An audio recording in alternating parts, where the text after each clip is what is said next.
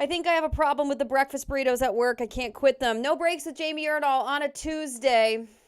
This is what I've decided, is that's how I'm going to get the random thought of the day out and off my mind. It may not be the thing that I address, but it is the thing that I feel compelled to tell the community today. And the breakfast burritos are real, alive, and fierce. Giselle Ugarte, I feel like you could be equipped to have an opinion or two on a Tuesday about the breakfast burrito. Do you have requirements of your favorite breakfast burritos? Go. I hate to say it. This is so embarrassing. I don't even think I could eat it anymore, but I used to be Oh, addicted to the McDonald's breakfast burrito. I'm sorry. That used to be my go-to, and you could get like two for $1. They were on the dollar menu at some point. What Haven't had one era? since What I was probably age? like probably 7 to 27, maybe. Like it was just, and then they had the breakfast all day thing. Could I actually digest such a thing in 2025? I don't think so. But Mm. I have a fond memory in my heart. Otherwise, the best breakfast burrito is made in my kitchen. Ooh. Yeah, Okay. Two plain things about simple what you just said. ingredient. 7 to Hmm. 27, you being obsessed with the McDonald's breakfast burrito fits squarely into a memory that I have, that despite you and I not liking each other as children, our school was so small that inevitably, and we had like two friends in common, that inevitably we did spend some time together in middle Right. school. And sitting in the back seat of your mom's SUV, Mhm. she used to order us McDonald's drive-through in Spanish and then make you translate for us, which I thought was like the coolest like mom flex. I was like, my mom tells me to go to bed early. Yours makes you translate Spanish for us. And like that's so much cooler than what my mom makes me do. Well, the reason why is because at the local McDonald's, they typically, in that era, a lot of their staff did speak Spanish first. And Yeah. my mom, being Mexican, if she heard that accent to her feels like home. So Hmm. she will use any and every excuse to talk to anybody in Spanish. When she was new to Minnesota, where we were from, like if she heard someone with an accent at the Target, she would be like, friend, what? Oh, you have kids around my age? Great. And that's just what she would do. And at the same time, she had manners. She recognized that, hey, if I speak a certain way, you might think that I am excited or upset. So Giselle, can you just make sure that the girls in the back know that I'm not talking bad about them? And also, do they want fries with that? And that's just She deserves an episode in and of itself. That woman fascinates me for so many levels. One of which, again, we covered in the first episode. Again, circling back to the fact that we used to not like each other. Shout out to Giselle's mom for still yeah. letting me in the house to get ready for prom, our senior year of high school. And also shout out to the, like, in my mind, OG person who truly honors the holiday season year She round, does. because we have a tree, I believe would be to your left, that is We do. currently We pumpkin and do. Thanksgiving themed. This There is she is. our this is our third tree of the year, Jamie. I had a Christmas tree in my room year round until I was 12. I thought that was normal. Like, what's wrong with that? A white Christmas tree in my room year round until I was 12. She made me believe that that was absolutely and totally. Why wouldn't you? Yeah. And so now we have a Christmas tree that stays up year round. It's a Vikings tree.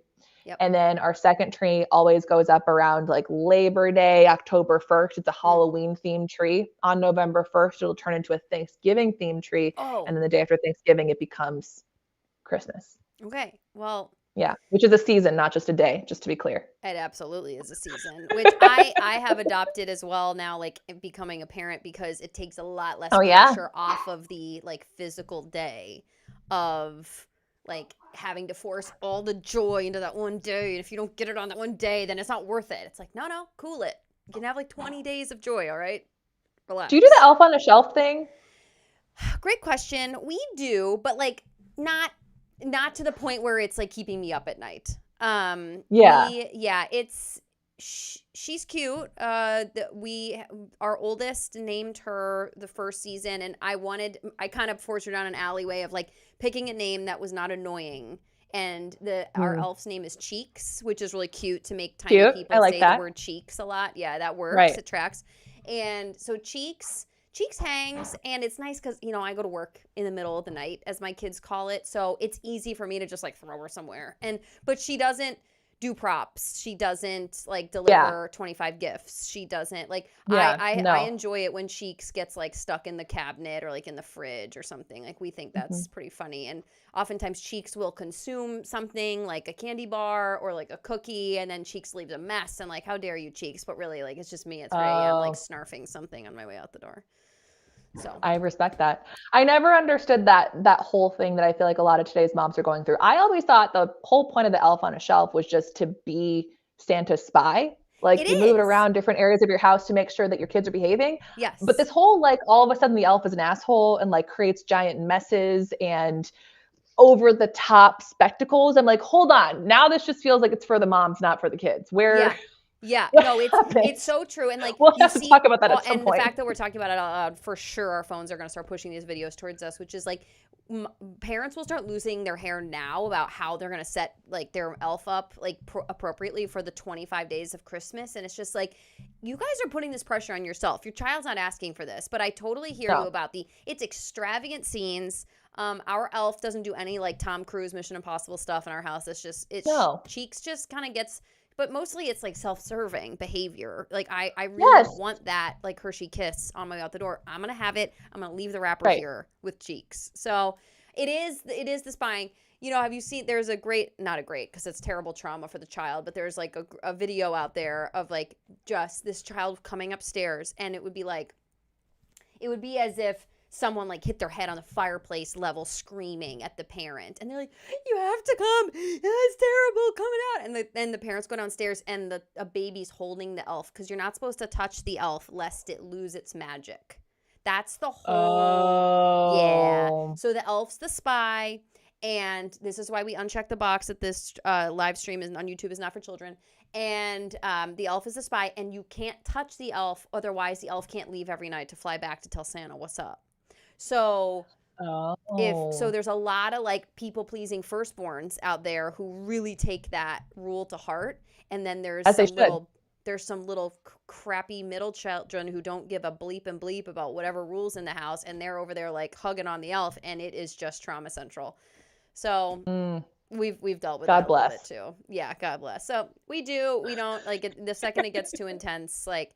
And then if Cheeks forgets to move, you know what? Cheeks is tired sometimes. Didn't want to fly home last night. Right. So just like, yeah, that makes sense. We take everybody off the hook in our house. Like, and we really try to, like, we had a tooth fairy situation the other night, and, you know, my oldest thought the tooth fairy forgot. And luckily our brilliant nanny in the morning was like, you know what time did you lose your tooth? And my oldest said, at dinner time. And she was like, yeah, see, the tooth fairy has a cutoff time. And like, she was already on her route. Yeah. And I was like, oh, thank you.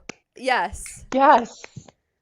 So amazing. I think you got to make it work for you. And the second it becomes too, like, not only are we trying not to be traumatizing for the child, you don't want us to be traumatizing for you. And I'm not going to resent anything about this journey. So yes, especially your children and the holiday spirit. Yeah, exactly. So it's wonderful to see you on this I Used to Hate You But Tuesday. You and I were catching up before the show started, and my spouse called me to say hello to the both of us and make sure the stream and the show were ready. And I always chuckle at you knowing him, you knowing me, then you knowing him, and now you knowing us as like a married couple. And this has a little bit to do with something you wanted to bring to the table today, which is this I used to hate this vow, or you used to not hate this vow that you heard recently and now you do hate it? Walk us through the hatred you have right now. All right. So for those of you who you're new to me, new to the show, I am the token single female voice. All right. Things have recently evolved. I am in a relationship. However, I'm still, unmarried. I liked you said the first show. You were like, I am unmarried, which yes. I'm unmarried. Yeah. And as the unmarried, I've been to many a wedding. And also more recently, I've made my own declaration of I personally like to go to a lot of weddings and not drink more than at most a glass of champagne, but most of the times I don't drink at all. Nice. And there used to be a time in my life when I wanted nothing more than to get married. And I still do, by the way, very much want that. But it was like what I wanted more than anything in the world. And there was this one vow that I used to hear it and think, oh, that's so cute. Now, though, 10 years later, I hear it and I'm like, girl, run. Don't do this. You Okay. don't So have when to you do it. hear it, when you hear one of the spouses say it, you said this is Yeah. red flag city. It's always the man. It's Oh, the always man the says man. it. Do you Okay, I can't wait. know what it is? No. Okay. Is If it you hear, something the word submit? no, Okay. no, no. And if anything, it's funny because I actually love talking about that whole biblical section, but that's a different conversation Yes. entirely. Yes. But no, if you go to a wedding and Okay. you hear this vow, girl, run. Okay. And it is when the groom inevitably thanks his bride for, quote, putting up with his shit. Mm. Mm. Can we please recognize how dysfunctional this is? Because ultimately, what the groom is doing in that moment is acknowledging, I could do better. You deserve so much better, but I don't do it. And so, thank you for putting up with me behaving like a child, settling for less, and still agreeing to show up on this day that more than likely you probably gave me an ultimatum. And I didn't even really want to do this, but here we are. So, forever, you want to replicate me, by the way, too? Make a mini me so that way you can have multiplications of what this shit is? God. Yes. You know what else it implies? Is that I don't even care enough about you to try and even adapt or change Right. said behavior. Right. I just kept doing it, and I know you know about said behavior. Girl, it's perfect. Okay, let's review the traditional vows and let's see which category this falls under, because it was really well presented. So it's I so and so take thee so and so to be your spouse. To have and to hold from this day forward. Okay, we're not there yet. It does fall into the for better or for worse. Does it? Yes. In sickness and in Yes. health. I mean, your shit is probably your sickness. To love and cherish till death do you part. I'm thinking it's in the worse and the sickness. Now, some people would try to counteract what you're bringing to the table right now immediately to play devil's advocate and say like, let's go. Well, not everybody's perfect. You're not going to find this like perfect partner. You have to accept my flaws. Accepting flaws is different than you acknowledging that you're kind of a turd in like certain aspects of your world and life, and you just like willingly acknowledge it, and you are like, nah, I'm not going to change, and you're locking into this for life. The key phrase here is putting up with. Nice. That right there is the differentiator. It's not saying thank you for loving my imperfections. It's not saying thank you for inspiring me to be a better man. It is saying thank you for putting up with. And friends, we accept the behavior that we are willing to, or we deserve the behavior that we are willing to accept. And so and that's the kind of thing where sometimes, let's be real, because let me hold both of your hands when I say this. I have totally been in that situation where I just want something to work so bad, I will lower and compromise my standards because I just want it to work. I just want to prove everybody wrong. I just want this person to love me, or I think maybe I will win. Maybe things will get better if we take whatever that next step is in our relationship. And now I've seen enough weddings and now divorces. Ooh, you're entering the next stage. To start recognizing some of the patterns where sometimes the divorce is happening because you married the person thinking that they would turn into someone who they were never in the first place. And when someone tells you how they are or shows you how they are not, believe him. Yeah. No, it's actually like the laziest form of telling the truth, which is like he's not even trying that hard to show you some other version and some other fake version of himself. Like, no, he's showing you exactly just how lazy his crap is, or how not that hard he's willing to work to care about things in your life. So yeah, no, he's like a truth teller. You just might not like the truth, and you're hoping that eventually things are going to spin. Instead of, some people think like, oh, the spin happens early and then they revert into, but what you're saying is this guy's been showing you true colors, or or girl for that matter. Like, I think some women can be like, thanks for letting me treat you, like walk all over you, and people like celebrate the fact like, oh, he lets her treat him like that. I'm like, I feel like that's not really self-respecting of the dude either. Like, I feel like we should both arrive at this place of just like, we are who we are, we accept it, we love it, and move forward together. And the accepting of thanks for putting up with my crap is Thanks for like what it is the equivalent of when a guy says, I'm not looking for anything serious right now. Yeah. It is the marriage equivalent of like, hey, I'm still not looking for anything serious right now. So this is what you signed up for. And when you look back on this moment, I never said, I'm going to try to do better. I'm going to be better. So again, I used to, because you've been to that wedding, right? Where like someone says that and then everyone laughs like, that's so funny. And that's like, it's a lazy demonstration of love. It's so not creative. It's boring. It's not classy, and it's a little alarming, I would say, for the future. It's a really great way to put it. And frankly, I'd love to give that person some truth serum in that moment and be like, what is that crap that you're referring to? Are you even aware of the stuff that this person has to put up with? Or are you just pretending like, well, because I acknowledge my flaws, that means that it's not that big of a problem? Right.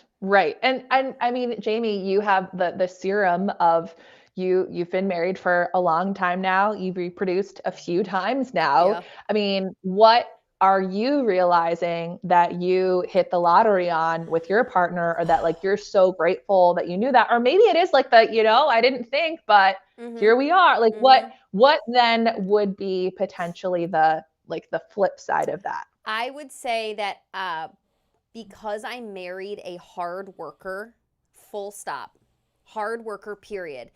Therefore, that man is going to work hard at anything that gets put in front of him. I just didn't really appreciate that it was going to be when I go out on a limb on a business venture, or when we choose to, co-parent through tricky times, or when we choose to move cross country 3 times in 4 years. Like he is going to grind at whatever is put in front of him. When we were dating in our 20s, I thought it was a really wonderful part of his personality, because I work hard. We both were working hard at our careers, like when we were dating. And I was like, you know what? I enjoy having this in common with him, because we both really accepted like getting after it in our jobs. But what I didn't appreciate was, we've been together 11 years now, is that like I benefit from the fruits of hard work being a part of his personality every day. It's just in different forms. That's huge. I mean, and that's also tell me if you've noticed this too. Like at the end of the day, each of us wants a different type of power partner dynamic. Yes. I know, for example, I don't want to be your mom, plain and simple. And I do honestly believe that there are some women who get a lot of gratification in their partnership from basically being the mom.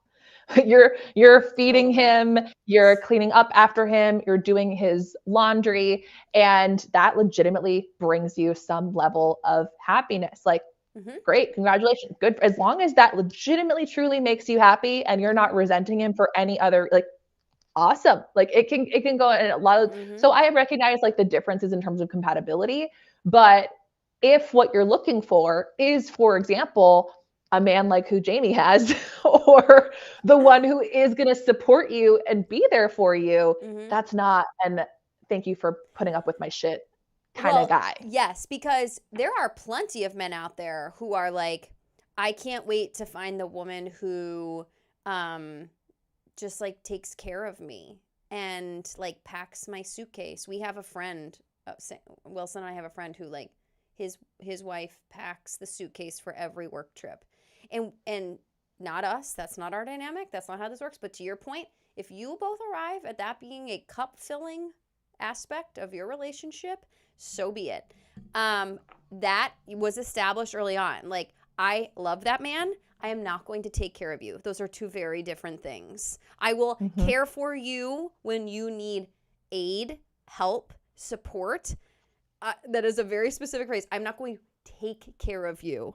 I am Hmm. You know, we do our own laundry, for crying out loud. Like, and because I despise how that man does his laundry. I'm like, you will not put that towel or those jeans in with my soft, pillowy workout leggings. You are not going to do that. So you Hmm. take care of yourself, and I will take care of me. I appreciate everything. So do you have when you hear that at a wedding, this vow, and you're just like, oh my God, that flag is as red as that sweatshirt you got on today. Do you have a moment of a past relationship where you were like teetering close to potential long-term commitment, and you realize now, like, man, that would have been me standing up there, and that person would have been standing there and been like, thanks for putting up with my shit, Giselle. Do you have a flashback, a trauma Of flashback? course, I have multiple of those, which was, I feel like, basically, unfortunately, I hate to say it was as young as 25, but I feel like after 25 and then 26 and then 27 and then 30 and then 32, when I kept on continuing to see my friends get married and then having kids and then maybe having another kid and I'm still single, then there were absolutely moments where I felt like, okay, well, maybe I am too picky Oh, because, I let you. We talked about someone, this recently. Please go where you're about to go. yes, It's my favorite thing you've said recently. like, well, like I really like, okay, it is one thing if you are being picky about values, like be pickier. But I also think that, for example, you have someone who, you know, if you're 5'2", you don't need someone who's 6'4". No. Okay. Like you just don't leave the 6'4" for the girl who's 6 feet or 6'1". Like whatever your highest heels are that you maybe wear one time in a season, Yeah. you could use that -2. Like that's where your height preference should begin on your dating profile. Yep. But like, I actually think that oftentimes if there are people around you who are saying you're being too picky, maybe you should have been pickier, Janice. Like you look extra happy in your marriage. Like Janice, you're not. You're just lucky I'm not picky about my friends. So stop giving me that advice. right?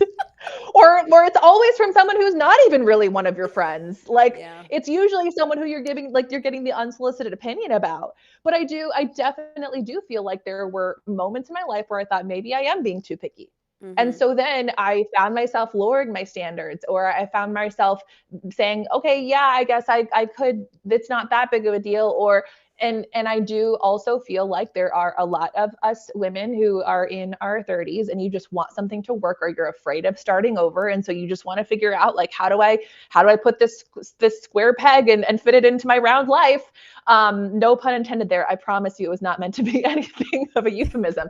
But it's still like, what I'm recognizing though is that if you have to convince someone to see your value, to see your worth long term, you're probably not going to be happy. Uh-huh. Versus the person who they choose to pursue you, they choose to be with you, they understand the progression of the relationship, they want to take that next step with you, they're talking about the future with you. That's going to be someone who you will probably more likely end up being so much happier with, versus you and I know plenty of people who they just got married out of convenience. Like that is the typical Midwestern marriage, It where it's is. like, well, I guess there's nobody else here, or the breakup, and then they realize that they couldn't have found anybody better than you, so then they come on back and you say absolutely, and then you multiply, and now you're going, wow, I should have waited. I totally could have found somebody so much better. And like, I see you brimming with thoughts, so I want to hear Well, what you it's think. it's a couple of things, which is it is something we witnessed in the Midwest for sure. But in my couple years in spending on the sideline in the SEC, then I got to know like kind of Southern dating culture, like in and of Oh yeah. that's fascinating. I actually think it's regionally specific, and I know you follow me here. So Yeah, I'm there going. are I want to hear it. people, come with me. There are people who you grow up where you grew up, and unless you are the outside population, or I think the minority population where you're like moving around a lot. I moved 10 times before I was 10. Okay, put those people aside. Majority of society is going to say like I grew up in 1 to 2 places, or I grew up in a region of the country. And I think culturally it's super common to remain in the region in which you grew up, which then Yep. I feel like in and of itself boils down a dating pool of like, well, I can't be with this person who's like, well, maybe I want to go do grad school in Germany, because that really wigs me out, because that means I don't get to live like in the next neighborhood over from where I grew up. I saw this in Boston when I lived in Boston and I was meeting people, dating people from that area, where like the biggest move they did was because they grew up in Vermont and they moved to Boston. That was like a huge deal, but they're never going to leave Boston. The same thing with like, oh, I grew up in suburban Birmingham. Now it's a big deal because I'm living in Atlanta. I think you make decisions in your life to, especially women in their 20s, to find someone that fits in with like where you see the life going. It's like, because it's been ingrained in you that like, hey, it's a big deal for you that you're living in Atlanta, so you better find that person who's also working at Coca-Cola, so then you guys can never leave Atlanta, because that's your big deal. I think I always really challenge people to communicate first and foremost at the start of the relationship. Like, if you want to live in the town next to you grew up, that's awesome. Just be on the same page about it. You guys did it for a second. We did it. But I think what I always say about Wilson too is like, that man can survive anywhere, as can I. And it was always, I dated somebody who you and I both know, who was really like nervous to fly on an airplane. And I was like, oh my, that gives me hives just saying it out loud. And I was like, I can't do this. I can't find, but my point is this. I think people get married in their 20s because it fits in with the life that they believe is supposed to happen, the trajectory, which is like, well, I work at Coca-Cola and I see this career going a certain way. So this relationship might not be perfect, but we bought the house and we like the neighborhood and we have friends getting married, and then our kids can all be the same age. And then 10 years from now, when you come out of the other side of the tunnel of just craziness, you're like, well, shoot, this is not my best friend. I'm not married to my person. Like, how did that happen? What do you, and knowing, I mean, we'll probably have to save this for another segment, but that was one of the reasons why I made the controversial decision to stop drinking alcohol when I was dating, because I so often confused alcohol and chemistry and thought that chemistry was most important. And yes, chemistry is very important, but it's also non-existent when there's alcohol involved. You can very easily confuse the two and think that you get along so well, or that he's so funny, when in actuality, you're the one who's funny and you're the one who's really good at talking to anyone, including a wall. And you're the one who, and by you're the one, like, where I'm picturing who this person actually is versus allowing for them to actually show me who they are. Yes. And that makes all the difference in the world, where we can, and also I switched from this narrative of I want them to like me, or I hope they like me, or I hope they ask me out on a second date, because achiever mentality, I just want to win. Yep. To, well, I hope I like them. or am I going to get along with them? Or I used to think that like the number of matches I had on a dating app was a reflection of my worth. Instead, I flipped it to like, I don't need a million matches. Like, I just need someone who's compatible with me. I don't need everyone to like me. If anything, let me filter them out. Let me talk about my political views. Let me talk about my non-negotiables. Let me talk about my religion. Let me talk about what I want and don't want in a relationship, the type of dynamic that I want, so that way you're not wasting my time on a first date. And what ended up happening was I ended up going on quite a few first dates, but most of them were actually really positive experiences, because if nothing else, I met like-minded people who were respectful and kind, wanted similar things. And if anything, I sometimes end up being like, you know what, I can't see a match with us, but can I set you up with a friend? Nice. You know what? Immediately by you engaging in the dating apps in that way, you already were finding people that were going to accept your level of standard. And I feel like that's all I ever mean about, like, if you want to marry somebody, again, we're going like traditional marriage dynamics right now. Like, if you want to marry somebody as a woman and stop working the second you have a child, more power to you. You know what you want. Go for it. Just make sure your partner knows that. Just, that's all I care about. Like, if you don't, and that's how I was with Wilson. Like, very early on, I was like, if this works out, like, just so you know, like, it's going to stay Erdahl on TV. Like, in perpetuity. Like, that's not changing. And like, again, my favorite tagline about him, besides being a hard worker, is like a very unbothered human. Doesn't care. I mean, you've been around him. Like, almost sometimes I will say to him and I'd be like, I need you to just care a little bit more. Like, just because he's so laid back, like he's so in the neutral shift because he understands when I have to do this, he does this, which like I think for a long time women think like I want to find my energy match up here. No, you don't. No, you need to find your complement and somebody who understands you. And then also like it was actually a good challenge for me that like, you know what? I need to disengage sometimes. I need to, on the rare occasion, shift into the neutral so he can do that. So but all I'm hearing is just if you're unmarried, if you are having a successful marriage, and maybe the ones that we know that are somewhere in between, is that like I think it's never too late to establish what you want that's important to you out of life. Because I often find that some of the worst problems you can get into with a partner, or even a friendship for that matter, is like, this is really bothering me. This is really getting to me, X, Y, and Z. My always response is like, well, have you told the person exactly what you need? Explicitly. What is the requirement to make the situation better? And until you can say, yes, I have, then I can't feel good about like giving good advice, because I'm like, you gotta tell them what's up, this person.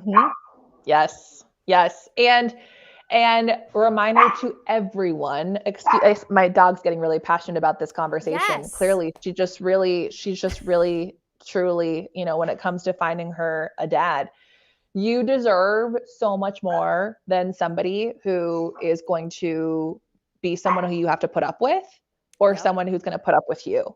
If you're in a place where you feel like someone has to put up with you, then you need a higher sense of worth and you need to step it up.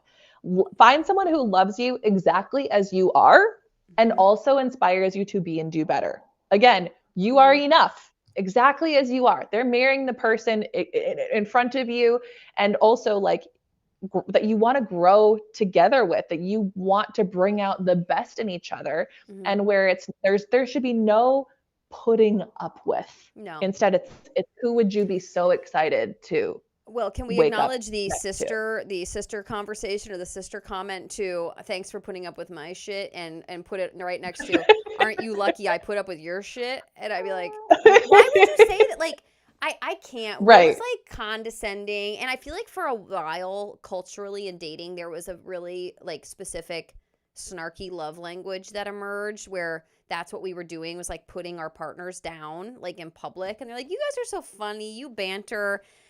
I'm not going to lie that like we for sure went through that like in the dating phase of just like, oh, you guys are like, did you really? For sure. Like just like the bleep talk, the shit talking about like sports or whatever. And just like, but it very quickly got old, because I was like, okay, so let me get this straight. We're going to like talk shit in front of our friends, and it's going to be like funny and quippy, and we're the cool couple. But I'm still like 2 hours later going to be like, I didn't really like love how that went. So like, why are we doing it in the first place? It's so performative. No, I know. Like it's good that you learned from that. Yeah. Like what, and I saw something the other day that was, if I'm joking with my partner and only one of us laughs, it's not funny. It's not a joke. Yeah. Nice. And that was an unspoken rule of their marriage, where they decided, okay, if we're joking, but only one of us is laughing, that's not funny. That's not a joke. It needs to stop immediately. That's not something that you keep on egging on with your partner. And having that, like, those are such great dynamics of what is our fighting style, or what is our agree with you in public. How are we going to handle those types of situations? Yep. Because never should you put that energy out, because I do think another thing that we see, especially from reality shows, is this idea of it's okay to talk smack about your partner to other people.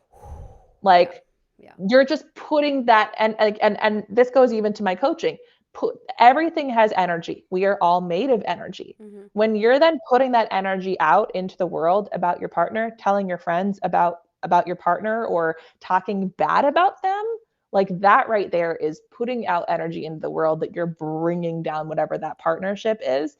It's one thing if you're seeking advice, you're confiding in someone, but if you're bringing that person up and regularly, you're only talking negatively about them, and like that's something that to me it's just not acceptable. Like, that's not the type of like, you can bring that to your therapist, you can bring that to your coach, you can bring that to your pastor, but like, not to humiliate that person in front of a big group, or publicly online, or on like without their permission.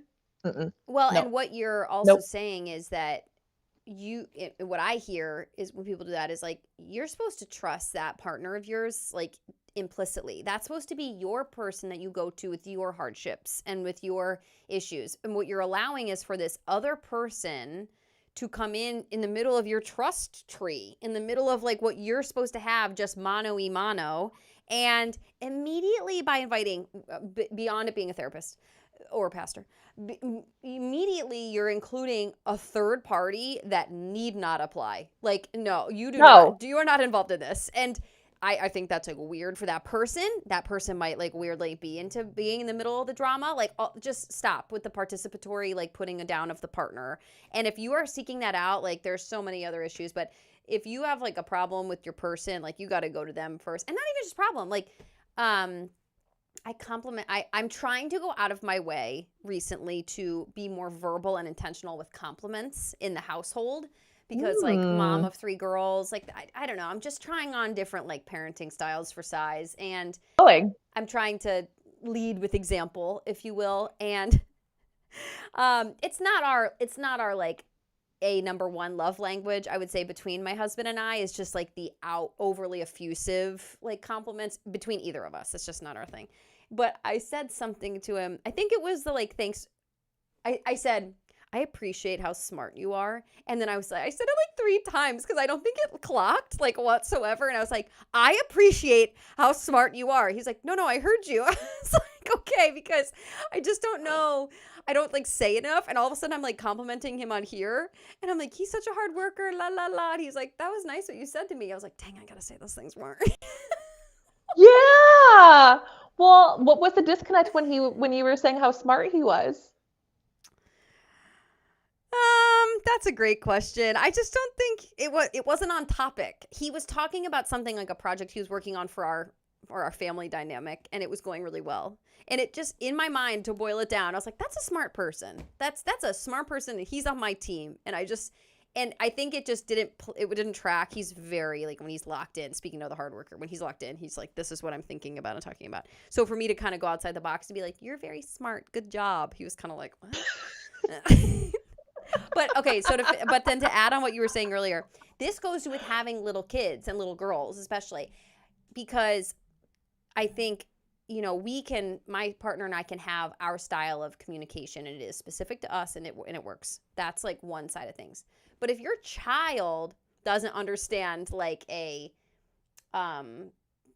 like a joke that's like said in sarcasm, if they don't laugh, I'm like, oh no, like they might think they're getting made fun of or something. Like we can't say it, you gotta. So that's what I mean about like trying on compliments like very specifically, because I feel like we're kind of re-entering this phase with children of like, gotta build them up, the self-esteem. And that goes back to relationships too. And communication is becoming an art that is more and more lost, both in adults and also with kids. Yep. And if we've learned anything from reality television, it's that people don't know how to argue. People don't know how to fight. They don't know how to problem solve. They don't know how to spot if they're being manipulated or humiliated or made fun of.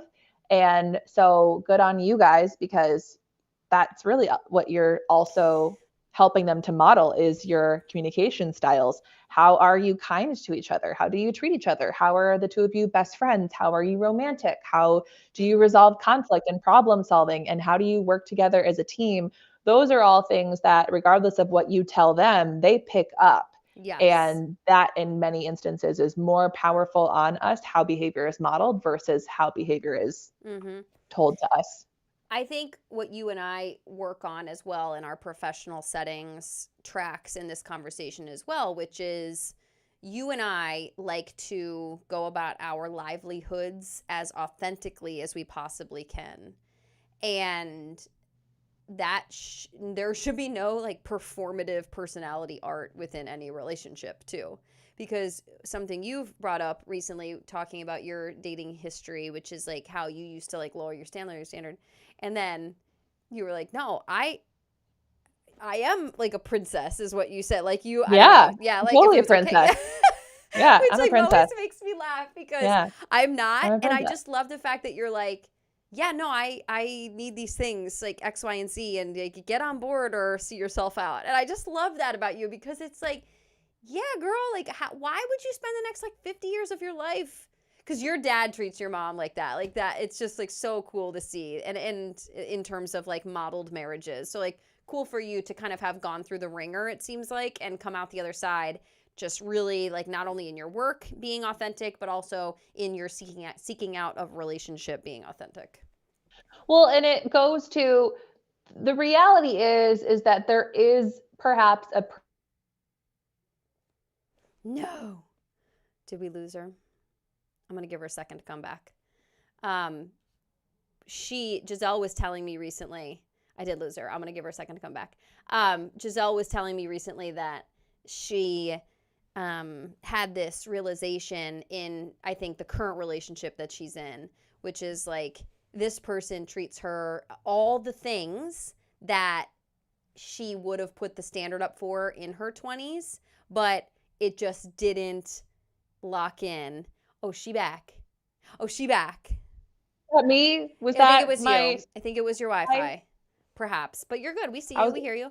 I got a whole. I just was bridging the gap of you were telling me recently that this person that you are choosing to be in your relationship with now has fulfilled a lot of the standards in which you were trying to dilute when you were in your 20s.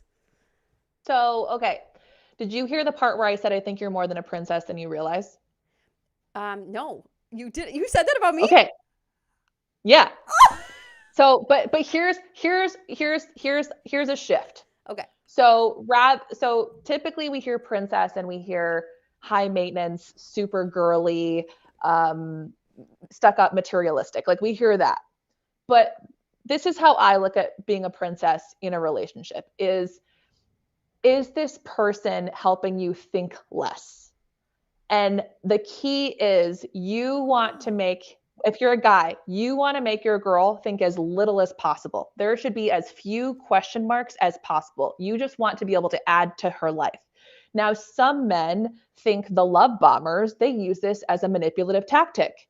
You take up so much space in her life, you wine and dine her, you text her all the time, you send her all these gifts. She has no room to think. And then all of a sudden you pull the rug out from underneath her and she's going, oh my gosh, what happened?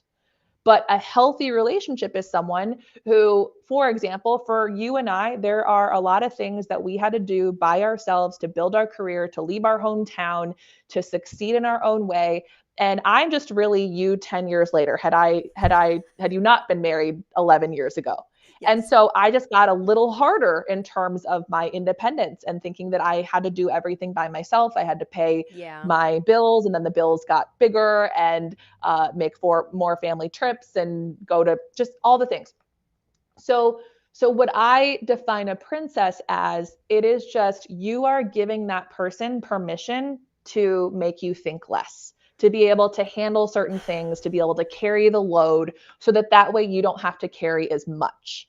And Mm. so for me, that sometimes looks like opening front doors and car doors. Or as far as my boyfriend is concerned, I don't even know how to drive, because if it's a short distance, if it's a long distance, he's coming to pick me up because he knows like I have to think all day long for my work and for my Mm. business.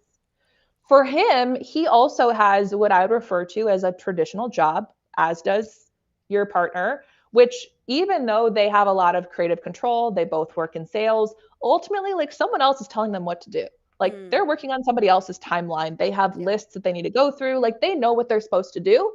So what's kind of fun is that then in terms of the relationship, like they get to be the one to call the shots. Mm-hmm. So when someone can plan the date for you, when someone can bring home food for you, or just get rid of one thing that's taking up space in your brain, that I believe is treating a woman like a princess. And that's what, if you want a traditional relationship, you have to also be able to give somebody the ability to do that. And it sounds so silly, but I had to practice asking someone for help, letting someone help me, Yeah. even if it's something, it sounds so stupid, but something as silly as if I'm getting off of the plane and someone offers to help me take my bag down, me saying yes. Yes, you can help me take my bag down. Mm. Or even saying, hey, can you help me take my bag down?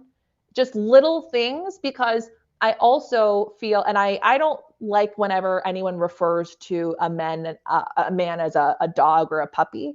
So Ugh. please don't hear that when I say this, but I do believe that men need jobs in the relationship. Like they need to feel like they matter. And so, for example, if I take the garbage out before my boyfriend gets there, he'll be like, "Wait, why did you take that? I was going to take it." Well, for me, I'm thinking like, well, it was sitting here for 2 days. But if I'm all of a sudden taking that away from him, I'm taking a job, I'm taking a purpose. And that's one more way that someone can feel like a provider. Doesn't matter how much money you make or who makes more than who, but they need to be given responsibilities and tasks. This isn't you making them your slave, or you treating them with disrespect, or you walking all over them, but they need to feel like they are taking care of you, especially if you're an extremely independent woman. And you also need to give them the space of, yes, honey, I know you can do it, but you don't have to.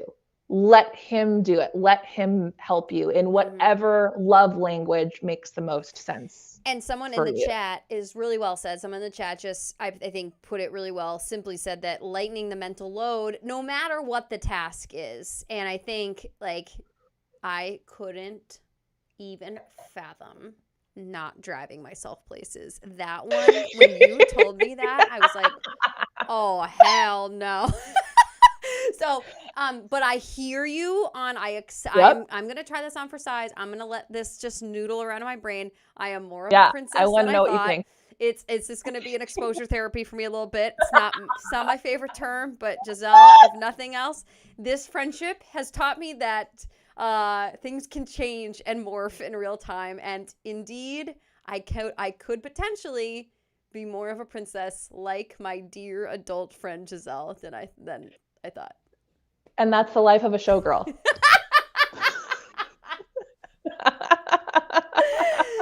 Oh, man. Okay. Wouldn't we want to noodle around in that relationship a little bit? Oh, man, I want to dissect that. But we will not, because that's somebody's private life sometimes. Wait, last topic, and I want to run this by you. I did this yesterday. I feel like this totally is in your former realm of entertainment television. Yesterday on the show on Good Morning Football, Kyle brought up the band Bush and how Gavin Rossdale is the lead singer of Bush. And on boop, right out of my mouth, live television, I was like, the only Gavin Rossdale I know is the one that cheated on Gwen Stefani. And they all, like, Kyle, like, fell off his chair because he was like, Jamie, allegedly. Like, you're supposed to say allegedly or reportedly. And I was like, I don't know him as anything besides, like, him with the good hair, and he did that to her, and, like, she seems pretty great. So it really put me into, like, oh, man, I think I would just put entertainment journalists into a tailspin, because I was, like, treating it like it absolutely happened, and it just made me think of you, because don't we all have those celebrities, you know, that we are just like, I only know you as this terrible thing that you did. Terrible person, and you probably have stories on stories of terrible people. It's funny that you say that, because it was less than a week after all of that drama ensued. I actually had to walk Gavin on a red carpet. What does that mean? What is that? Like, I was I hate the phrase talent escort, but that's what it was. You were a runner. Like in sports TV, we call them runners. Like, you just did everything. Yep. So I had to, it was for an event. I'm blanking on it's the brand Zegna. I can't pronounce it. Zegna. Yeah. And I remember, like, the week after all of that madness happened, like, he was at this red carpet event and had to put his smile on, and I could not say a thing. I can't remember if it was alleged or if it was like, no, we had all the pieces in place for. I know. I don't know either. I'm like, did something wrong. Some of them are just givens, you know? Like, I think I could just say it. But anyways, it made me laugh, because we're all about, like, oh, this coach allegedly got fired. I'm all about the reportedly did this. But when it comes to, like, celebrity gossip, I'm like, no, he matter-of-factly did that to her. Well, and also the difference is that being on this side of everything, in some cases, we saw it happen. True. Or we saw them at the club with the other girl, or we saw them in the bathroom snorting whatever it was, or we we saw the fight that they got into, or their wife looking for them and they were hiding, or the fight that they got into that nobody, and in some cases it was things that didn't even make the tabloids. And that's exactly what It made me want to do happen. this really annoying thing in my life, and this is really the final thought, which is I'm just going to start using the terms allegedly and reportedly with like way too many things in my life. Allegedly. Like I'm just being like, I Reportedly. allegedly picked up the kids, and my husband's going to be like, no, what? Did you What? or not? I'd be like, no, I did. Reportedly. I reportedly bought your mom a birthday present. Right. No, that is Right. confirmed. It is indeed a confirmed report. Right. Like I saw her at the plastic surgeon's office, allegedly.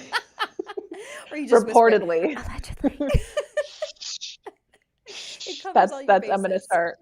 Exactly. Girl, That's how I'm gonna start. what a good spreading it chat. all around. Again, I mentioned this yesterday on the show that I had all these like themes and conversations, and I feel like anything you and I bring up, there's always going to be chapters to it. So that was just chapter 1, and That was chapter 1. that was a vow that you used to accept and now you hate it. So it indeed has fallen under the transformation that you and I have gone through, which is we used to hate each other, now we don't. Yep. Thank goodness for that. Thank goodness for that. We could have a conversation around princess treatment. We could have a whole conversation about the elf on a shelf. Yeah. And if there's anything that you heard us talk about today that you're like, we need to double click on that one, leave it in the comments. Yep. Be sure to like, comment, and subscribe. And see you next Tuesday. See you next Tuesday.